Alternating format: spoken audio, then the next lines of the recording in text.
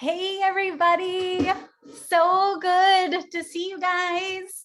Happy Monday, Monday after Easter. How wonderful this is to be with you guys. I am so excited about the information I have to share with you guys today. And, it was wonderful to hear about your worth grabs and how you're acknowledging and seeing where that opposition is showing up in your lives. And it is such a joy to hear about your goals and your dreams.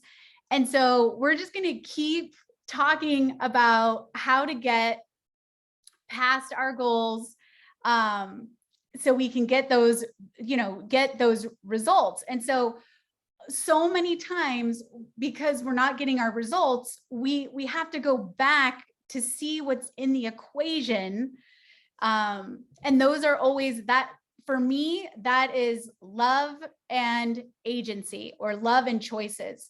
And so what we're going to do is break down what we can put into our equation so that we get the results, that we get the peace, that we get the miracles in our life. And, I have been studying a lot about miracles lately. So I'm going to try to stay on track with today's agenda, which is about power, agency, and boundaries. And so, I want to be able to show you guys my, let's see here. I want to be able to show you guys my screen here, and we're going to get started. I am so excited to show you this stuff. Let's see here. Let me make this like that. Okay. So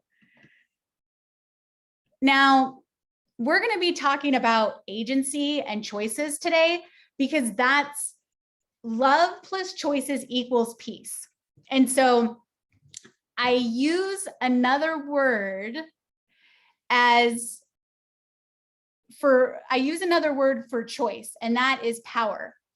And the thing is, so many times in life, we can get tempted to feel powerless. We can get tempted to feel hopeless. We can be tempted to be susceptible to not having any hope, feeling defeated. And so what I'm trying to create here is to empower us, to give us that energy, to give us that confidence, to give us the inspiration to choose something different. And it's inside you. You don't even have to do anything. It's already there. This is your birthright. Your birthright. God gave you the birthright of agency. You were born with it. You didn't deserve it. You didn't earn it. You were created to have agency and to use it. And so, it's power. It's exciting because this power is inside of you, and the power is choice.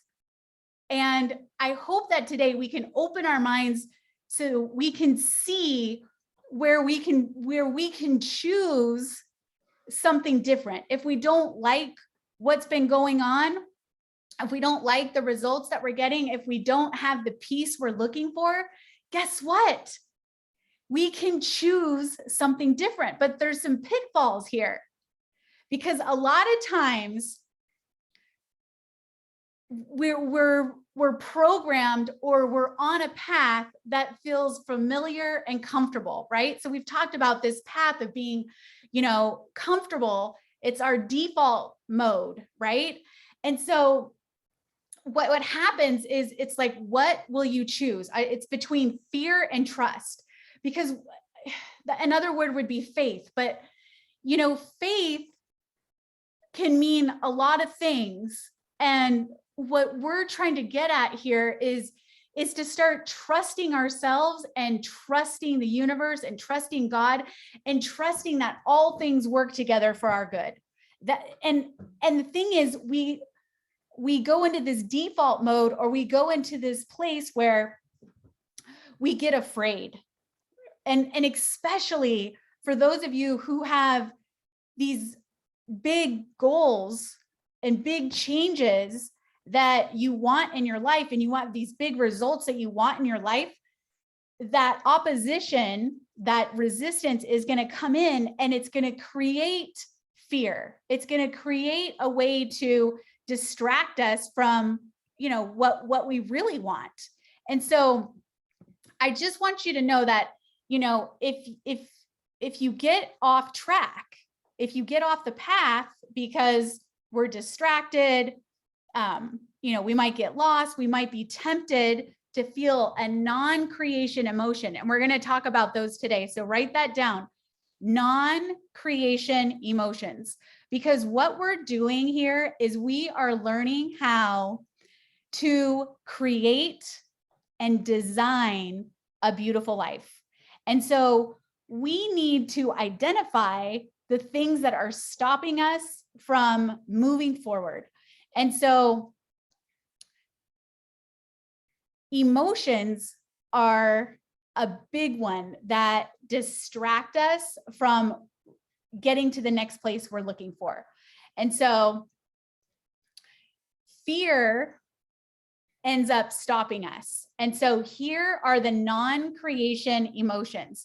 So I'm going to tell you a little story. I'm here in Richmond, Virginia, and to visit my granny. And it turned out that my grandma, when I got here, was sick.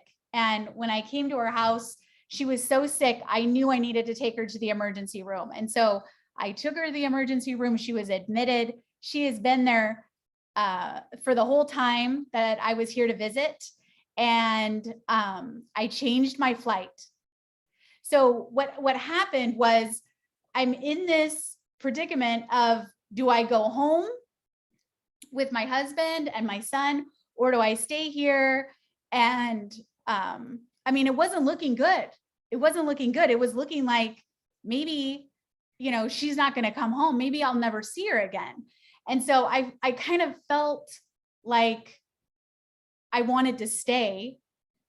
And I don't know what you guys want to call it, but I got like personal revelation, where I woke up in the middle of the night and I knew that I was supposed to stay. I don't know how you guys receive that or how you want to call that, but basically, I knew I was supposed to stay. And I know that it wasn't my thought, that it was on a higher level of thinking, because I was arguing with the voice. I was making up excuses. I was like, well, I want to, but it's going to cost more money. And I got other stuff going on. And then, I was like arguing with this higher level of thinking. Right. And what I realized is that I was afraid, it was going to be uncomfortable to do something different. It was going to be uncomfortable to take care of my granny and cook and clean and be responsible for her even. Right. And so I told my husband that I was going to stay. And as soon as they left, there was a miracle, and her heart rate was stabilized. And they said that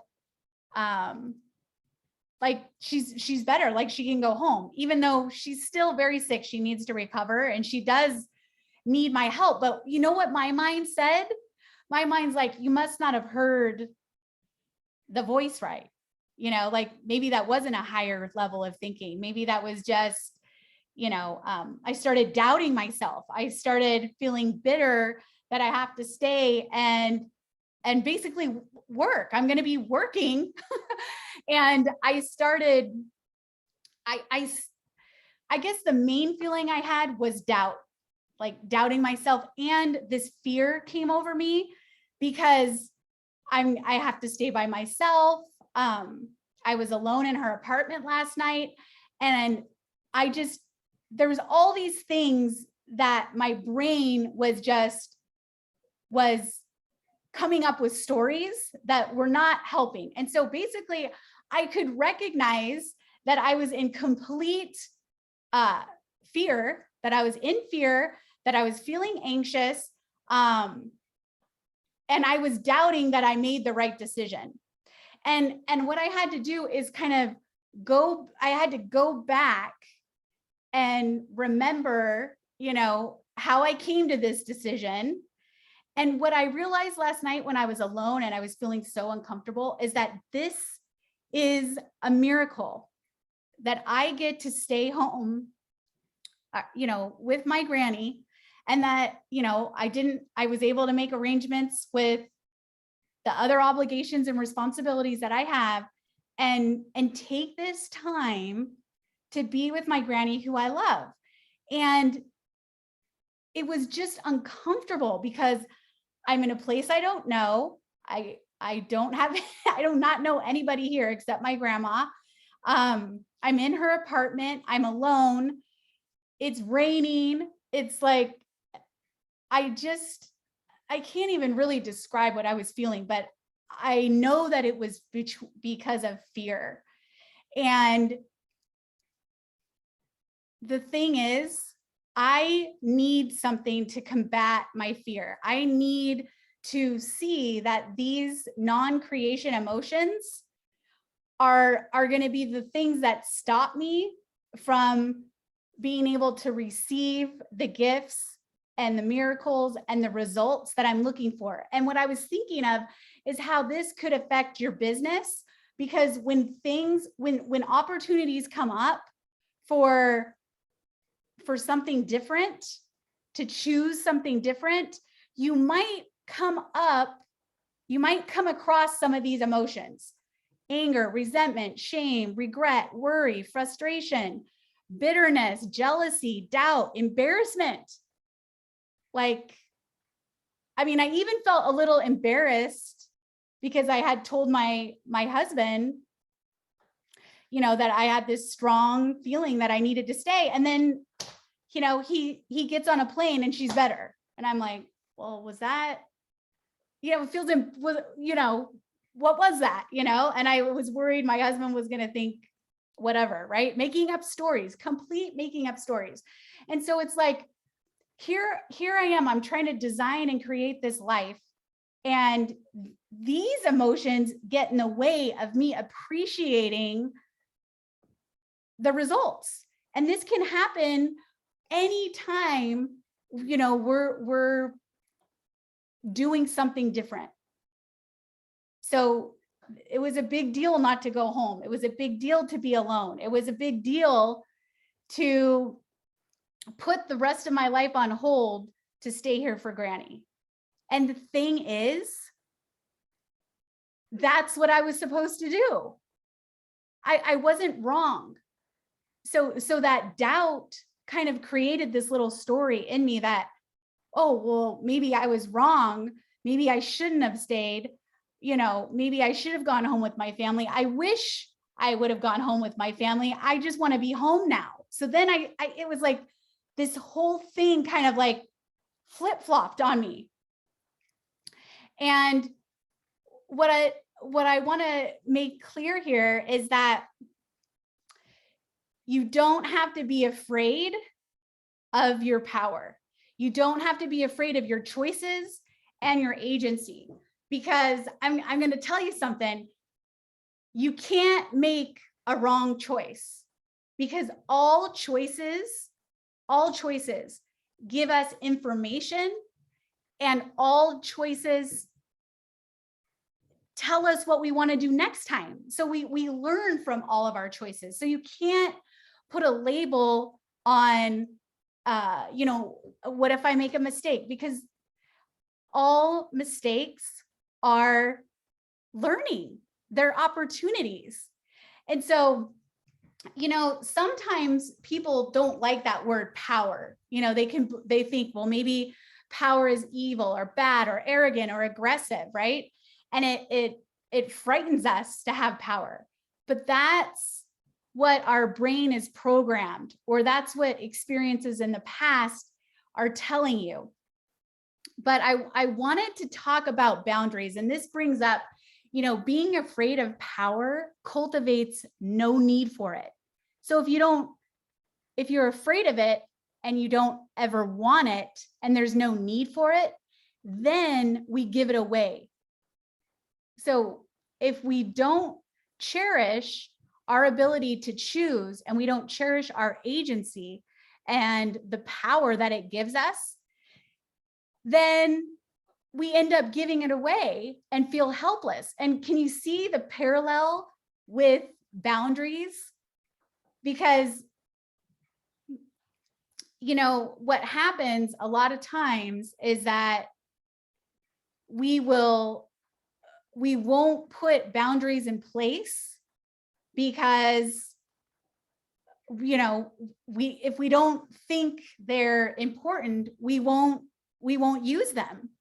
If we believe power is bad, then we give it to other people, but then we get angry because someone's trying to manipulate us or take advantage of us, and then we play the victim. So every person in life has been given agency, and we choose to shame ourselves to motivate us to change.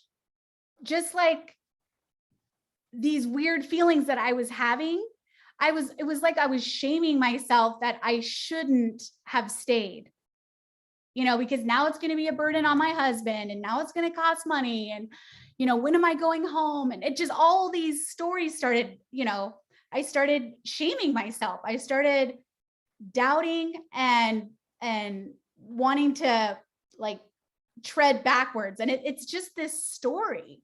It's a story that we tell ourselves. So, oh gosh, I lost my,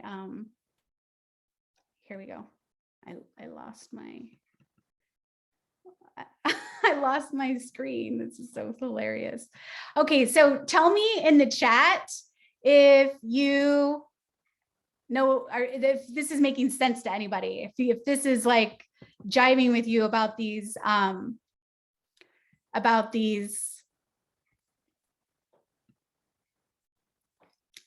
choices, about what I'm saying right now.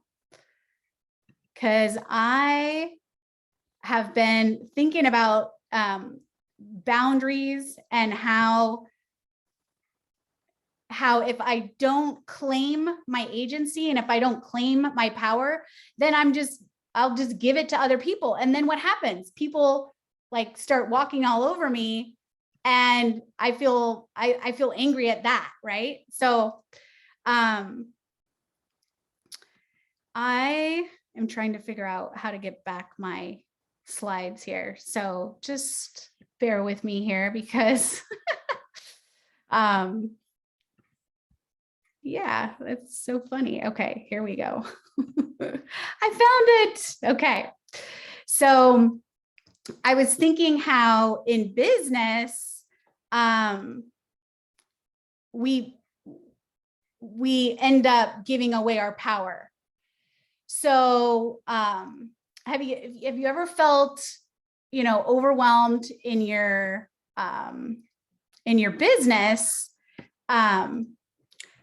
That could mean that you've given your power or your agency or your choice away to your business. So your business owns you, right? And so I was thinking of the ways like how, not saying or knowing what the problem is. So we might have a problem with a client or a person, and we won't say anything about it. So there could be a power battle between a client, putting up with poor clients. So like, let's say you have a client that, isn't responsive or is late paying you, or, just isn't treating you right. There could be something that we're doing that is a way of, we're giving our power away to our client, or we're giving the power away to our business. So sometimes we hide. So, someone, I don't want to be seen. I don't want to stand out. I don't want to be a success because, I think of like someone might throw something at me, like, when a comedian goes out and it's like it doesn't work out, somebody might actually throw something at you, right? Somebody might make you look bad. Someone might make you feel stupid or make you look stupid, right? And so these are some ways that we give away our power and our choice and our agency to our business and our clients. So we also might close our mind and be limited in thinking outside the box to find the data to make choices to solve a problem. So we want to develop new skills is a way to be empowered, right? Not allowing yourself to fail as part of the success journey is another way that we give our power away. Because making a mistake or choosing wrong, because this is the thing, we think that we're wrong if the outcome doesn't come out the way we think. So I want you to make sure, if you remember one thing during this webinar today, it's whatever you are choosing, you can't get it wrong. And your brain's going to try to tell me, Melanie, that's not true. I could make a mistake and I don't want to make a mistake, so I'm avoiding it. But the thing is, whatever you are choosing, you can't get it wrong, because you're either going to love it or you're going to learn from it. And so I would like you guys to tell me, what are the distractions that tempt us from choosing something that feels uncomfortable or new or different? Can anyone give me some ideas? And if you're listening to this, I just want you to have your pen and paper and actually write down some distractions in your life that tempt you to not want to take a chance at choosing something different, right? Because, just like staying here, I don't like feeling uncomfortable. So I want to end up,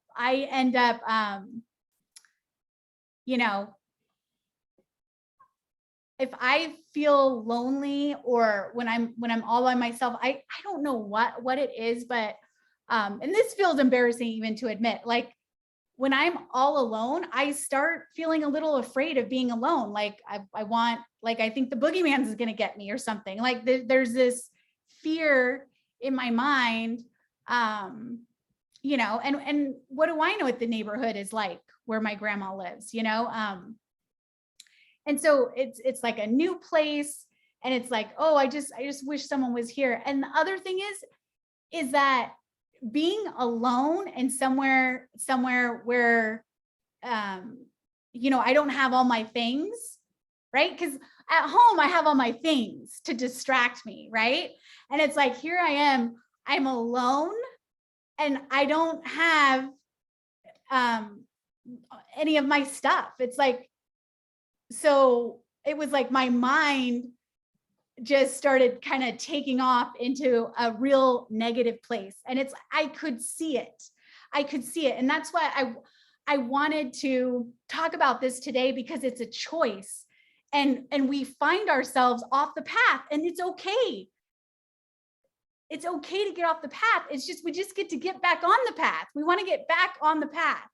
So it's not wrong if you get off the path. We just have to get back on it. And that's where our agency comes in. That's where our choice comes in. That's where we get to take on our own power of, here I am, somehow I'm lost, somehow I feel alone, somehow I feel I should have done something different. And I have to go back to whatever I am choosing. I can't be wrong. And I have, that's like, has to be like a mantra for me, because I have to keep reminding myself that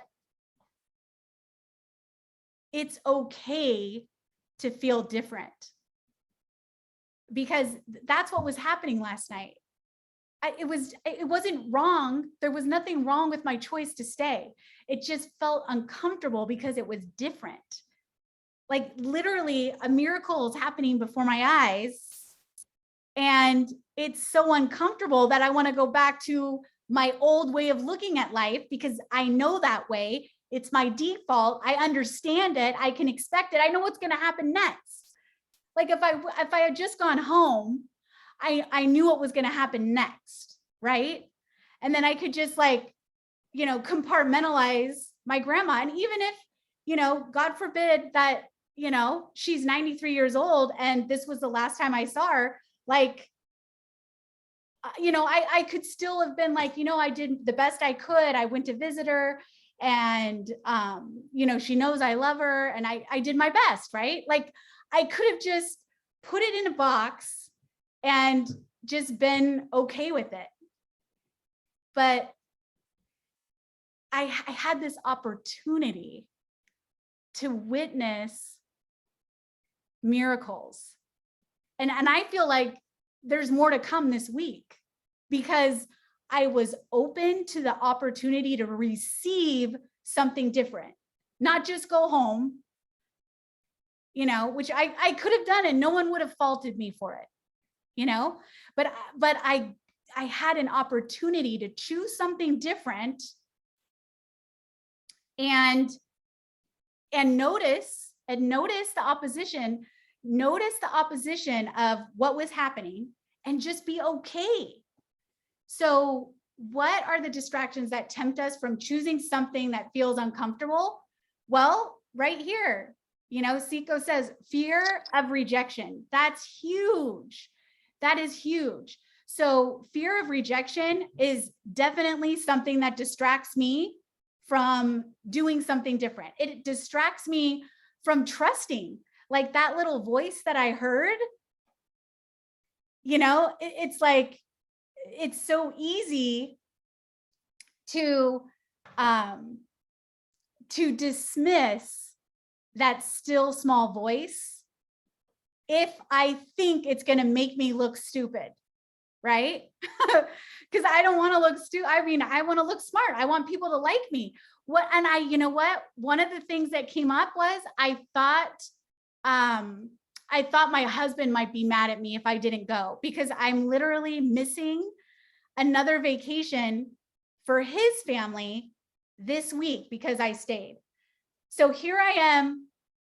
He's bent over backwards for me to come with me all the way across the United States to see my granny. And now I'm not going to I'm not going to go with him to, watch our son-in-law graduate from BYU. So I was feeling like he might get mad at me. There was a fear of rejection. That was one of the things that popped in my head that I was arguing with about whether I should stay or not, because it's like, well, that's not fair. And, what's my intention? Do I really just want to get out of it? And it's like, it wasn't true. There's nothing wrong with me staying here with my grandma. And honestly, if I chose, like, to me, the easier, softer way would have been just to go home. And it's not like that would have been wrong either.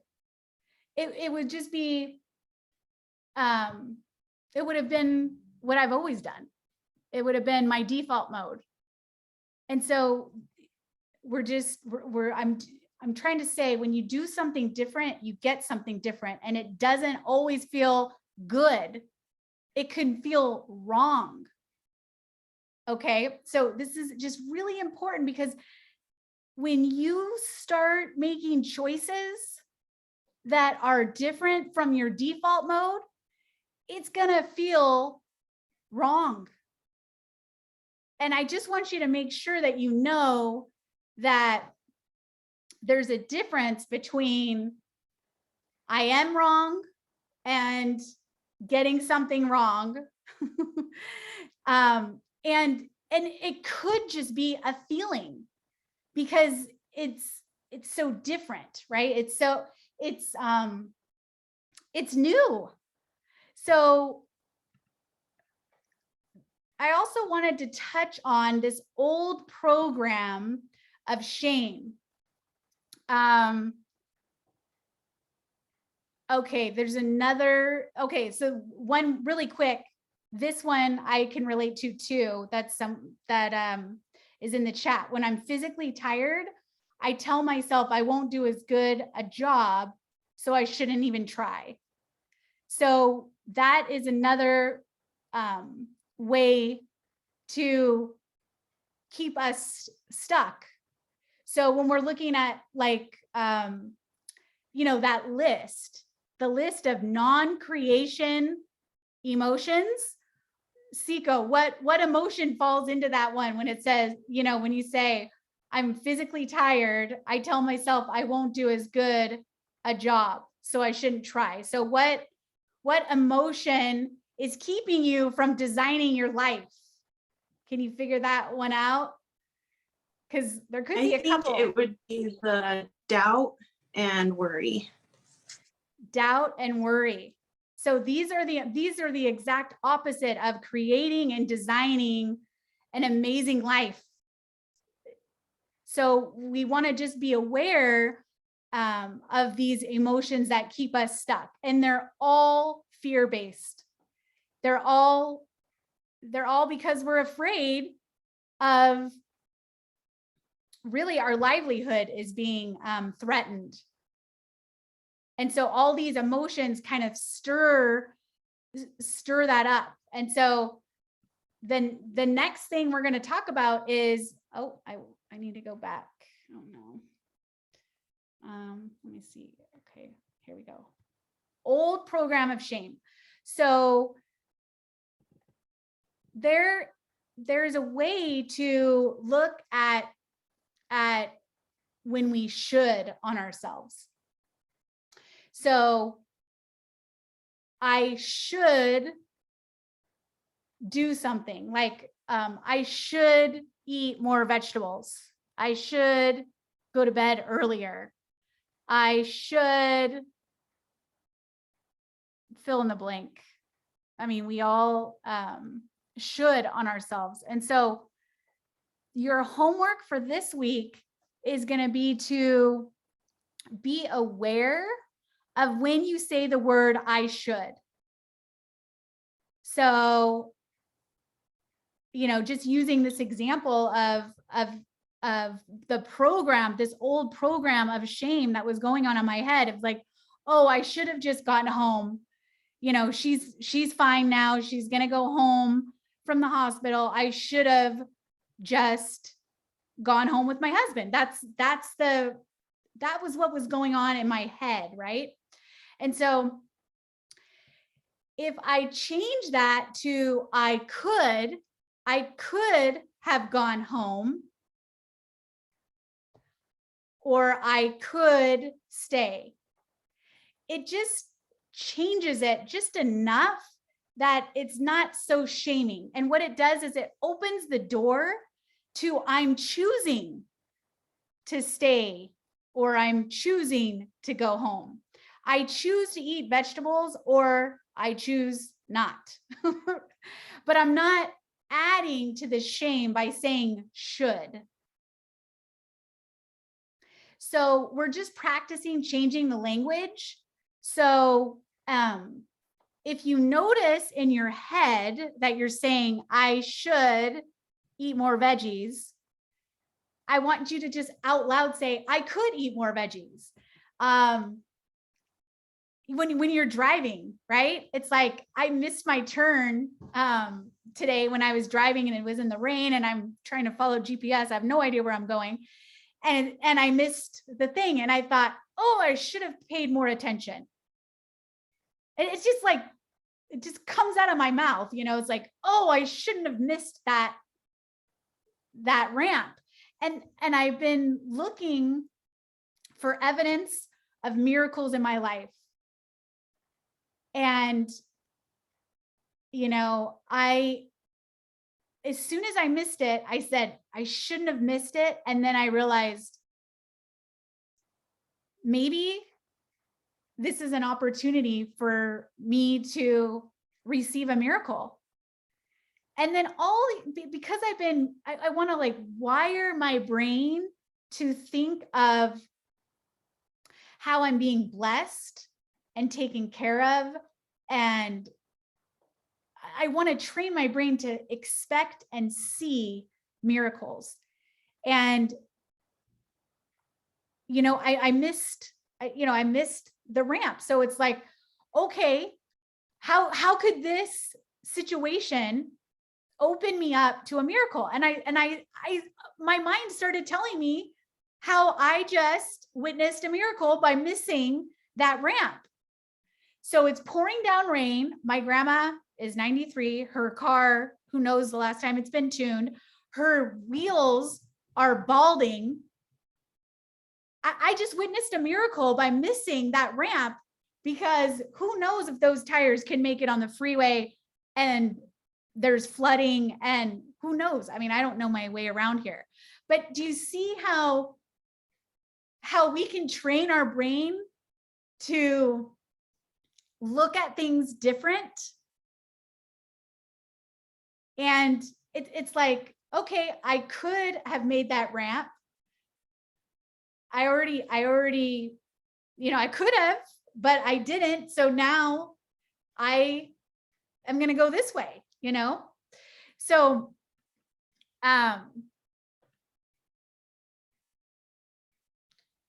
we're going to take some action here, because I wanted to talk really quick about identity, because we were talking a little bit about that last time, and about our worth and who we are. And I just found this really interesting, because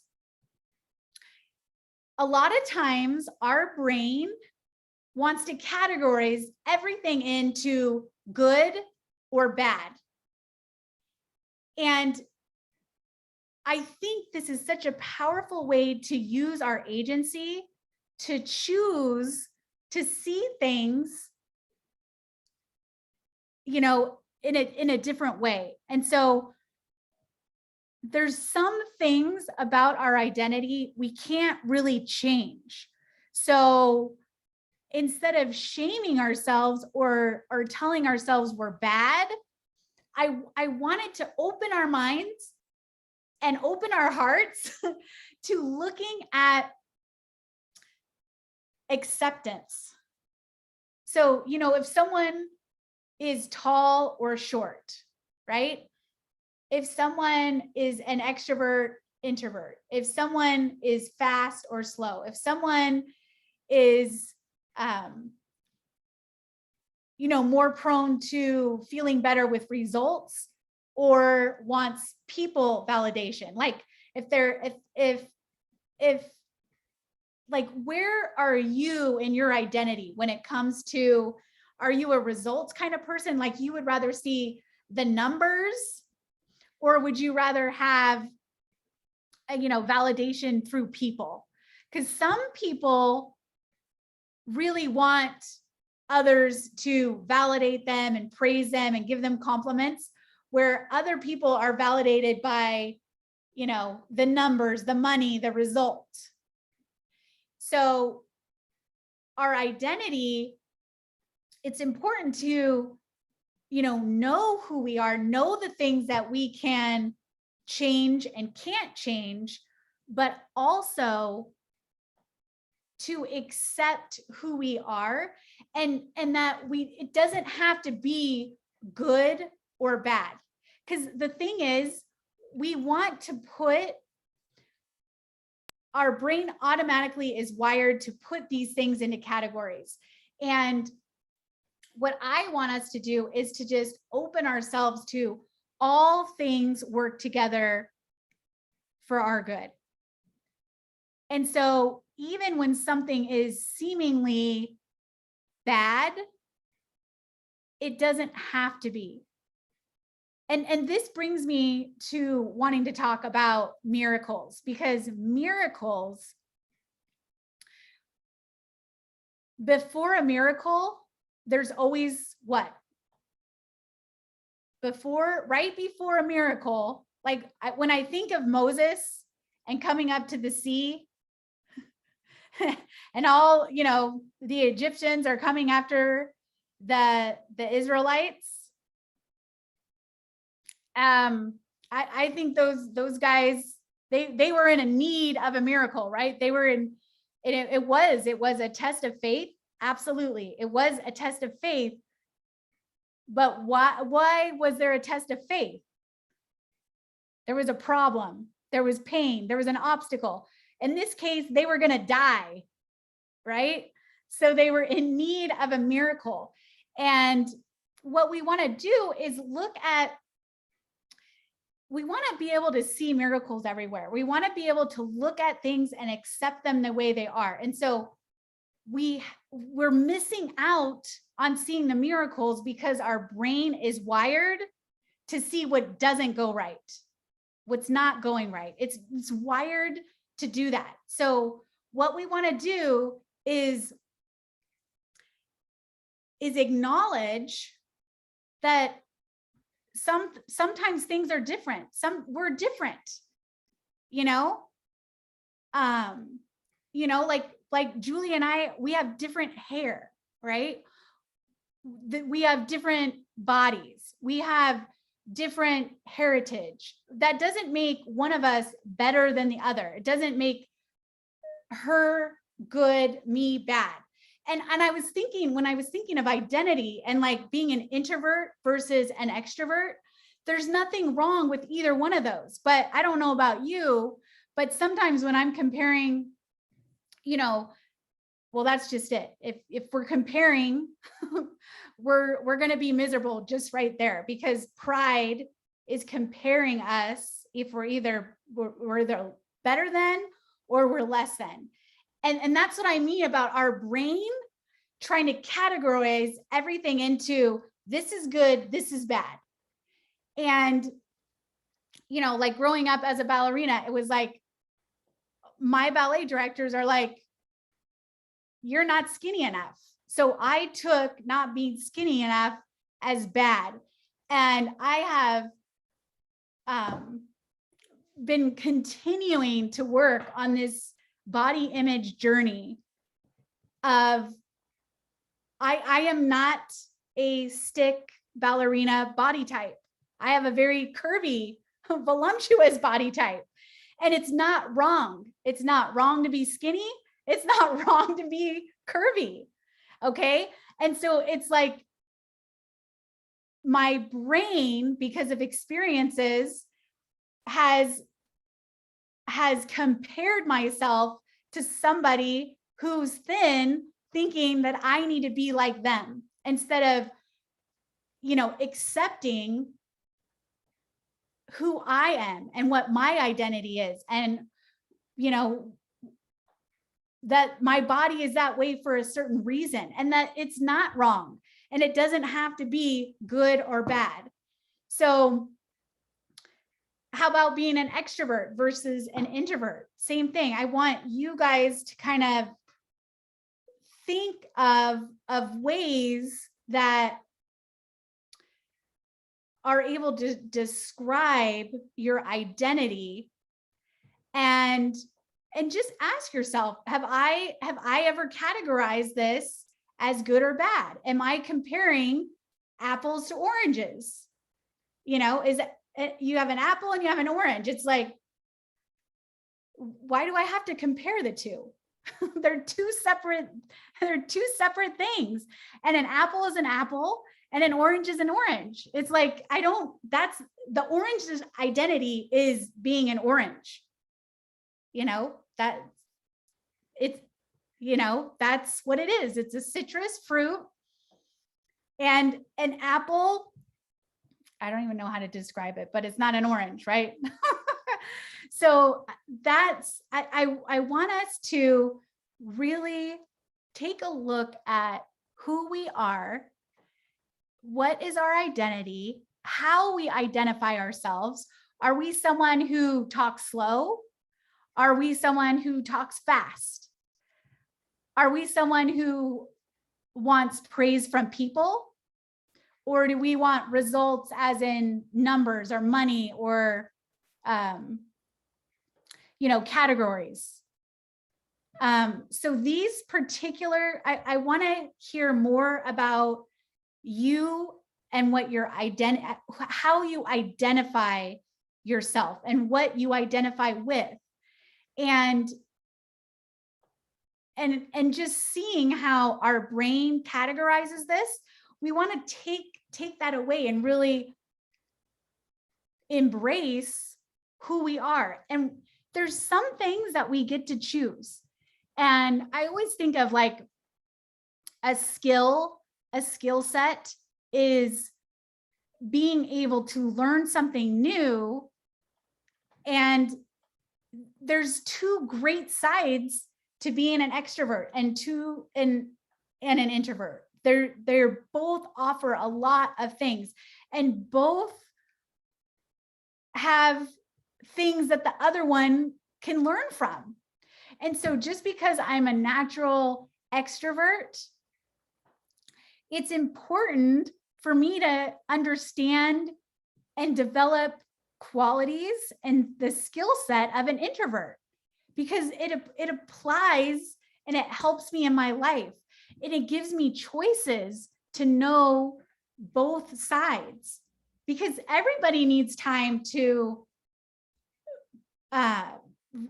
be by themselves. Everyone needs time to go inward and reflect and to pause and take that and take that time to process everything that's going on in our lives, right? And so for me, I like this this slide right here, because I want to hear from you guys what you identify with here,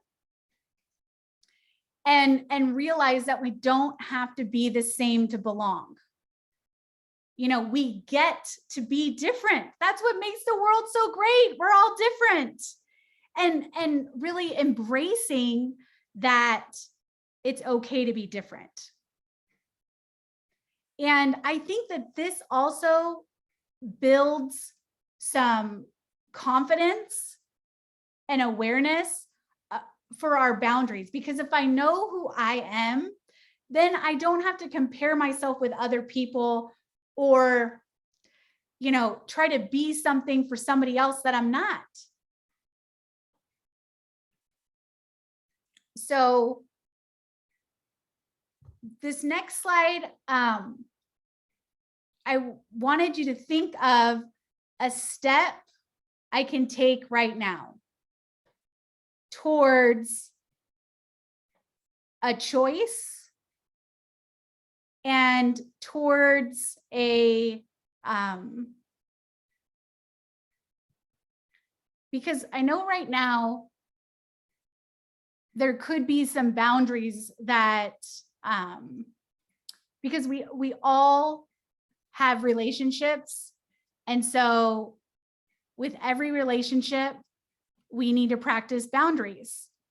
And so I'm wondering if there is a relationship that you have that you can take one step for a healthy boundary in that particular relationship. And I liked understanding does not equal agreement. Respect does not equal agreement. Connection does not require agreement. So this isn't about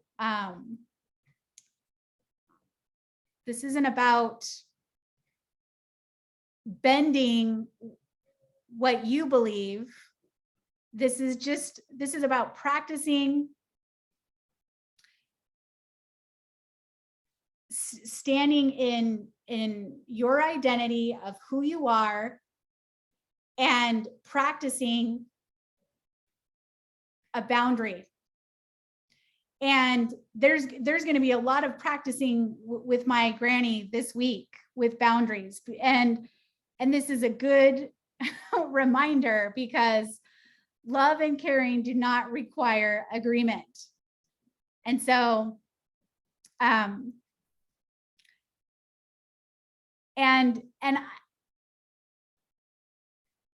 even today, my grandma's already been feeling sorry for herself. So feeling their emotions does not equal connection. So this is an important slide for our relationships, because we all have a relationship in our lives that we can work on. It could be with a client, it could be with a spouse, it could be with a parent.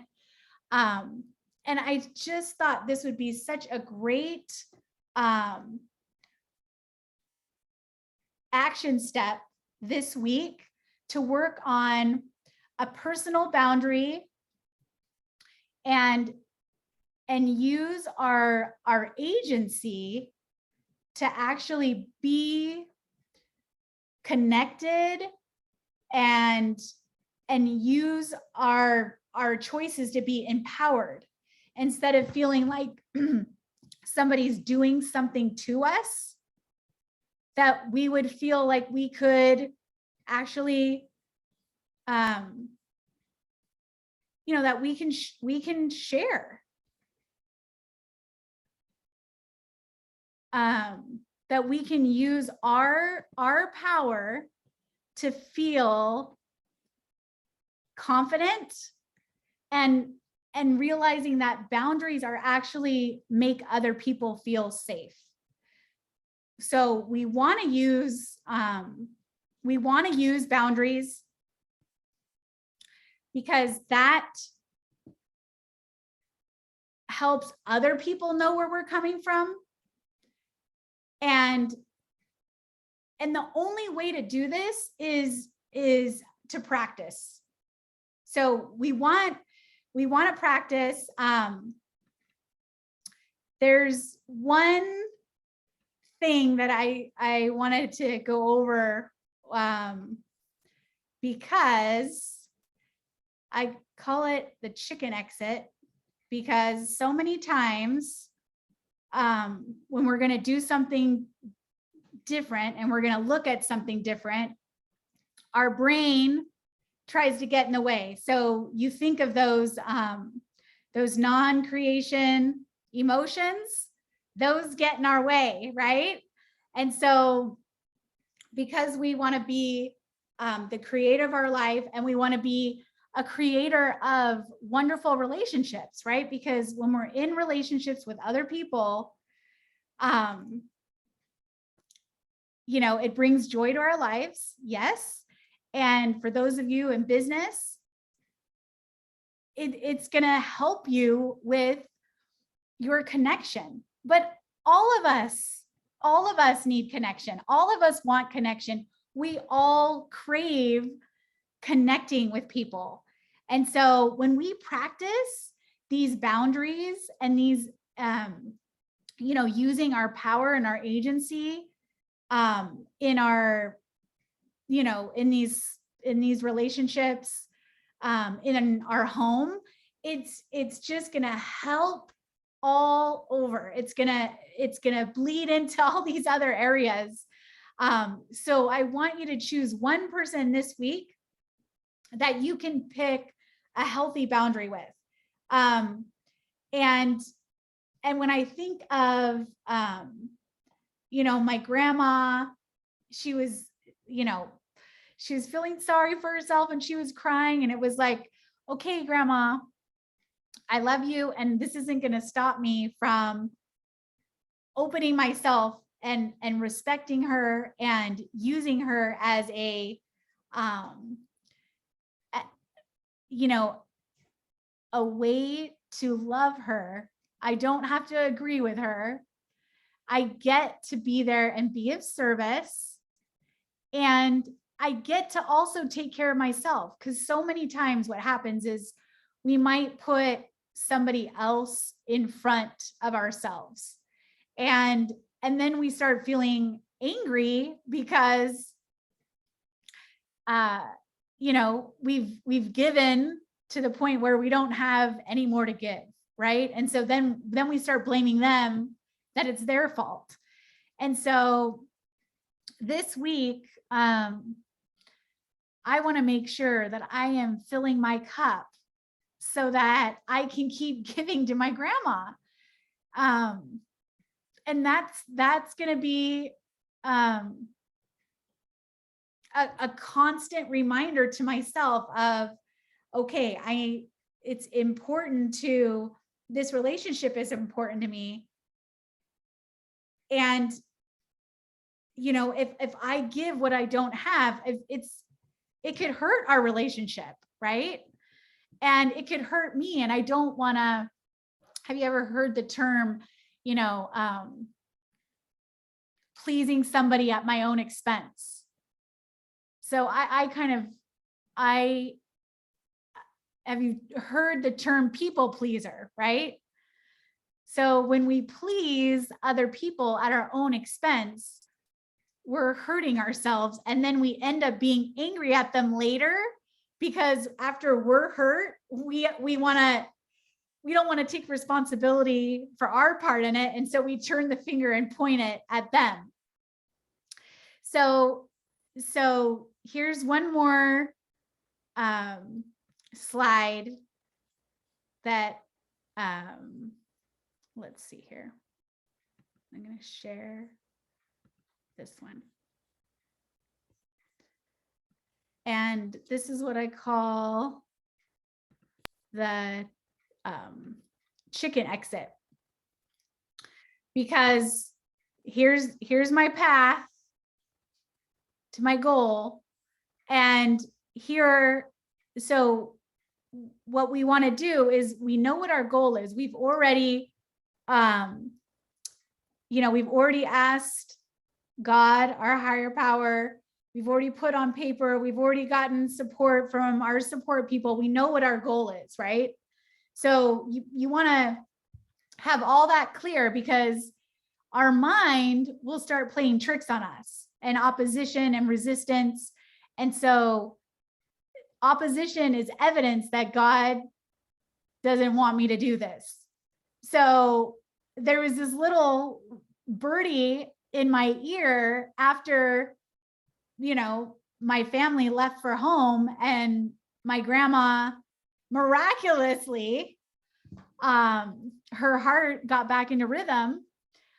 I thought, well, this is evidence that I didn't hear God right. But that's a chicken exit, because I already have determined, it was already set up. It was already set what my goal was, what my intention was. I had already received the answer, but our brain will play tricks on us. Okay, another one. I don't know what to want. So you see, I don't know if you guys have ever related to any of these. These are the things that come up in my head, right? I don't feel like it. Yeah. As soon as I realized my family was gone and my grandma was better, and that meant I was going to have to take care of her and she was coming home with me, I started feeling like, I don't feel like it. I just want to go home. I want to get out of this, right? Perfectionism is another way to take an exit, because perfection is a direction. It is not a destination. It's just the direction. And we'll use perfectionism. Even Siko, when you were saying, I'm tired, so it's not going to be worth it. It's not going to be any good because I'm so tired. That's also a form of perfectionism, because if it's not going to be perfect, then I'm not going to do any of it. So that's a form of perfection and being a chicken exit, because I just want, that's my excuse. If it's not going to be good enough, then forget it. And then just, no action would be like just hiding, or just ignoring what we've already said we're going to do. And our brain is always going to lie to us, because that's its job. Our brain wants to keep us safe. So it's constantly telling us stories so that we'll stay the same. And if we're going to grow, we're going to be learning and growing. We're not going to be able to not do anything. When I think of growing and learning, that is the exact opposite of what our brain is trying to do. Our brain wants us to stay the same, and it thinks by staying the same that you'll be safe, but it's just not true. And so we really have to use logic to find out what the truth from the lies are in our brain. And as this course keeps going, I'm going to give you tools to know exactly how to put down on paper how to find the truth from the lies. And a lot of it is just answering questions. We have to question our subconscious mind. Otherwise, it tells stories. It really does. It's just like a fairy tale. It just comes up with lies and all kinds of ways to distract us.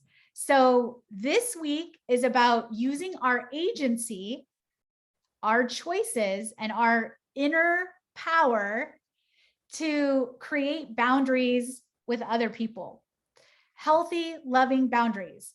And so I'm looking for each of you to pick one relationship that you would like to create a healthy boundary in. And that could be something as simple as just like not saying sorry all the time, not apologizing, being able to not should on yourself or put yourself down. For me, I'm going to be working with my grandma and being able to give myself, I'm going to schedule time that I'm able to do 2 hours a day just for me, whether I leave the house to take a walk and I'm going to have someone else come in, or I need to read, I need to lock myself in the room down the way. And I'm going to set up so that I can fill my cup, so that when I can actually give what she needs, right? And so I can also see her being demanding or even abusive. And I get an opportunity to, in a loving way, like I said earlier, it doesn't mean I'm somebody's doormat. I can be loving and respectful without being in agreement, and that I can stand, in my worth, in my power, and have a clear boundary of how I want to be treated, and a clear intention of love and respect for both of us. Because when we know our worth, that also has a lot to do with these boundaries. Because when we know who we are and what we are worth, then we don't have to let someone treat us like a doormat. We don't have to take someone talking down to us. And we don't have to fight either. There's one tool I want to give you this week. So when somebody says something to you, that you don't like, you can just say thank you. I used to try to fight back when someone would call me a name or someone would say something that I didn't like. And yet it never worked because it was like I was defending. And once I got defensive, it was like we were in a war. And so when I realized that the truth stands by itself, and when I know what my truth is, my identity and my worth, I don't have to prove it to anyone. I don't have to compare myself to anyone, and I don't have to prove that I'm right. Would you rather be happy or would you rather be right? And it's just gotten to the point where I'd rather have peace. And in order to do that, I'm not willing to defend or argue the truth. And when you really know who you are, when you know you're an apple, you don't have to tell the orange, I'm an apple. And you don't have to be like an orange. It's okay for the orange to be an orange, and it's okay for you to be an apple. And you don't have to defend or argue that you're a red apple because you know it. So I'd love to hear, you can email me what relationship you want to work on this week, where you're going to stand in your truth and you're going to be the observer of this relationship, and you're going to use some of the tools that we talked about in class today. And I'm going to have you report that to me in an email. And I will also be sending your module 2 for your next plan on our goals that we're working on for results. So I'm so excited for you guys, and I will see you next time. Reach out to me if you have any questions, okay? Thank you. Bye.